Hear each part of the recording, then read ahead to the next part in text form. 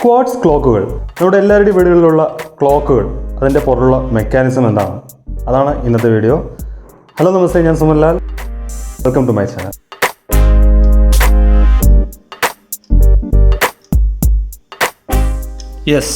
അപ്പോൾ ഇത് വർക്ക് ചെയ്യുന്നൊരു ക്ലോക്കാണ്. അപ്പോൾ ഇതിൻ്റെ പാർട്ടുകൾ നമ്മൾ അകത്ത് എന്തൊക്കെ നടക്കുന്നുള്ള കാര്യം നമുക്ക് നോക്കാം. അപ്പോൾ ഇതിൻ്റെ ബാറ്ററി റിമൂവ് ചെയ്യാം.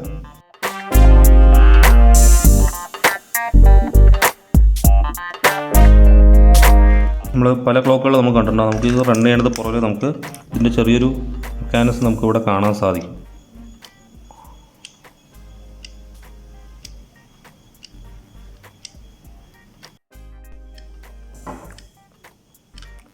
ഗിയർ നമുക്ക് മൂവ് ചെയ്യുന്നത് കാണാം.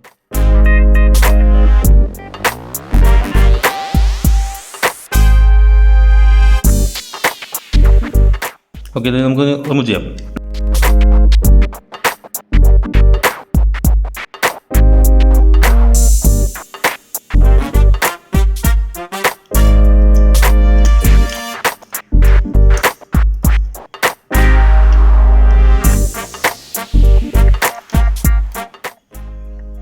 എല്ലാം അഴിച്ചിട്ടുണ്ട്. നമ്മൾ ഇനി ഓരോന്നായിട്ട് ഇതിലേക്ക് നോക്കാം. ഇവിടെ കാണാം, നമുക്ക് ഒരു 3 ഗിയറുകൾ നമുക്കിവിടെ കാണാം.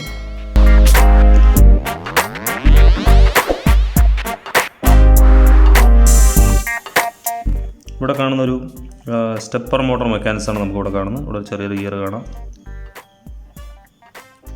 ഓക്കെ, സ്റ്റെപ്പർ മോട്ടറിൻ്റെ തിരിച്ച് നോക്കിക്കഴിഞ്ഞാൽ നമുക്കിവിടെ ഒരു ബോർഡ് കാണാം. സർക്യൂട്ട് ബോർഡുണ്ട്. അതിൻ്റെ കൂടുതൽ തന്നെ ഒരു സിലിണ്ടർ നമുക്ക് കാണാം. ഈ സിലിണ്ടർ ഇതാണ് ക്വാർട്സിൻ്റെ സിലിണ്ടറാണ്. ഇതിനകത്ത് ക്വാർട്സ് മെറ്റീരിയലാണ് ഉള്ളത്. അതുകൊണ്ടാണ് ഇതിന് ക്വാർട്സ് ക്ലോക്കുകൾ എന്ന് വിളിക്കുന്നത്. ക്വാർട്സ് മെറ്റീരിയലിൻ്റെ പ്രത്യേകത എന്ന് വെച്ച് കഴിഞ്ഞാൽ ഇതിനകത്തുള്ള ഒരു ക്വാർട്സ് ക്രിസ്റ്റൽ, അതൊരു പീസോ ഇലക്ട്രിക് ക്രിസ്റ്റൽ എന്ന് വിളിക്കും.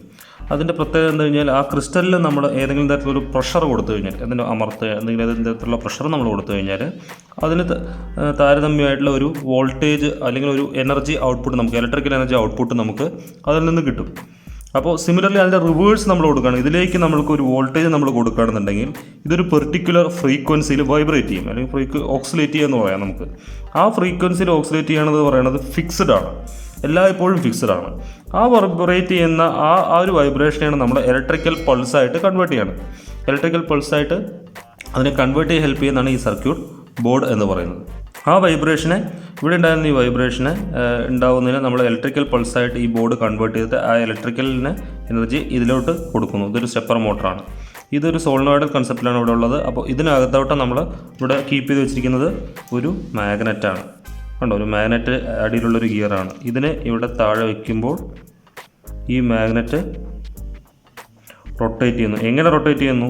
നമ്മൾ ആ ക്വാർട്സ് മെറ്റീരിയലിൻ്റെ അതിൻ്റെ അതേ ഫ്രീക്വൻസിയിൽ റൊട്ടേറ്റ് ചെയ്യുന്നു. അപ്പോൾ അതൊരു ഫിക്സഡ് ആയിട്ടുള്ളത്, അതിനനുസരിച്ചായിരിക്കും ഇവിടെയുള്ള എല്ലാ ഗിയറുകളും അറേഞ്ച് ചെയ്തിട്ടുണ്ടാവുക അല്ലെങ്കിൽ ഡിസൈൻ ചെയ്തിട്ടുണ്ടാവുക. സോ ഒരേ തരത്തിൽ എപ്പോഴും അത് വൈബ്രേറ്റ് ചെയ്യുന്നതുകൊണ്ട് നമുക്ക് ഒരേ തരത്തിലുള്ള അതേ സെക്കൻഡ്സുകൾ നമുക്ക് കിട്ടിക്കൊണ്ടിരിക്കുന്നു. അപ്പോൾ ഇവിടെ കൊടുക്കുന്ന സപ്ലൈക്ക് അനുസരിച്ച് ഈ ഗിയർ റൊട്ടേറ്റ് ചെയ്യുന്നു. ഈ സപ്ലൈ കൊടുക്കുന്നത് എവിടെയാണ്?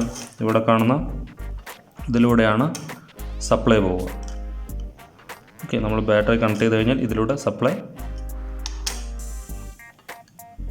ഈ ടെർമിനലിലോട്ട് വരുന്നു. ഇതിനകത്ത് കയറി അതിനെ കൺവേർട്ട് ചെയ്തിട്ട് ഇലക്ട്രിക്കൽ പൾസായിട്ട് ഈ മോട്ടറിന് കൊടുക്കുന്നു. ഈ മോട്ടർ ഈ കാണുന്ന ഗിയറിനെ റൺ ചെയ്യുന്നു. ഈ ഗിയർ എന്ത് ചെയ്യുന്നത് വെച്ച് കഴിഞ്ഞാൽ തൊട്ടടുത്ത് തന്നെ നമുക്ക് മറ്റൊരു ഗിയർ കാണാം. ഈ ഗിയർ അറേഞ്ച് ചെയ്തിരിക്കുന്ന ഇവിടെ ആയിരിക്കും. അതിനു മുമ്പ് നമുക്ക് നമ്മൾ നീഡിൽസുകൾ കണക്ട് ചെയ്യുന്ന ഗിയറിനെ കുറിച്ച് നമുക്ക് കാണാം. താഴെ കാണുന്ന ഇതിലാണ് നമ്മുടെ അവർ ഹാൻഡ് വെക്കുന്നത്. ഇതിലാണ് അവർ ഹാൻഡ് വയ്ക്കുക. ഇതിനകത്തുനിന്ന് ഇതിൽ ഒരു ഗിയറുണ്ട്, ഇവിടെ ഒരു ഗിയറുണ്ട്. അതിലേക്ക് നമ്മൾ നമ്മുടെ ഇവിടെയുള്ള മിനിറ്റ് ഹാൻഡ് ഇതവിടെ പുറത്തോട്ട് വന്നു. ഓക്കെ, ഇവിടെയാണ് മിനിറ്റ് ഹാൻഡ് നമ്മൾ ഫിക്സ് ചെയ്യുക. ഇവിടെ കാണുന്നത്. അപ്പോൾ ഇവിടെ നമുക്ക് ശ്രദ്ധിച്ചാൽ കാണാം, ഇവിടെ ഒരു ചെറിയൊരു ഗിയർ നമുക്ക് ഇരിക്കുന്നത് കാണാം. ഈ ഗിയർ ഹെൽപ്പ് ചെയ്യുന്നത്, ഇത് നമ്മൾ അടച്ചു വയ്ക്കുന്ന സമയത്ത് നോക്കുള്ളൂ അലൈനാവും കറക്റ്റായിട്ട്. ഇതിങ്ങനെ ഇറങ്ങുന്ന സമയത്ത് ഇവിടെ അലൈനാവും. അപ്പോൾ ഇത് നമ്മൾ കറക്കി കഴിഞ്ഞാൽ ഇതിന് താഴത്ത് കാണുന്ന ഈ ത്രെഡ് ജോയിൻ ആവുന്ന ടച്ച് ചെയ്യുന്നത് ഇവിടെയാണ്. സോ അപ്പോൾ നമുക്ക് എന്ത് സംഭവിക്കുന്നു?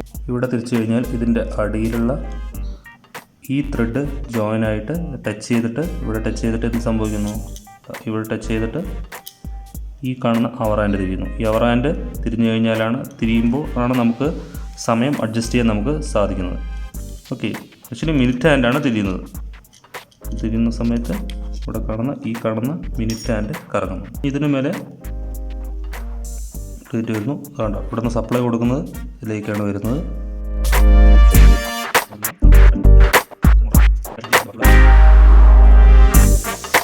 ഇനി ഇവിടെ കറക്കുന്ന ഗിയർ എങ്ങനെ താഴത്തെ ഗിയറുകൾക്ക് പവർ കൊടുക്കാം, അതിനാണ് ഇവിടെ വരുന്ന സീരീസ് ഓഫ് ഗിയേഴ്സുകളുള്ളത്.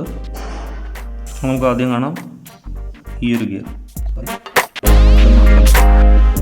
ഇനി ഈ ഗിയർ ഈ എൻഡിൽ ഒരു നീഡിൽ കാണുന്നത്, ഇതാണ് നമ്മുടെ സെക്കൻഡ് സൂചിയെ കണക്ട് ചെയ്യുന്നത്. ഇവിടെ നമ്മളെ ഇട്ട് കഴിഞ്ഞാൽ നമുക്ക് നോക്കുകയാണെന്നുണ്ടെങ്കിൽ ഇവിടെ ഇപ്പോൾ സെക്കൻഡ് സൂചി ഇവിടെ നോക്കുകയാണെന്നുണ്ടെങ്കിൽ ഇതാ സെക്കൻഡ് സൂചിക്കുള്ള പ്രൊവിഷൻ ഇവിടെ വന്നിട്ടില്ല.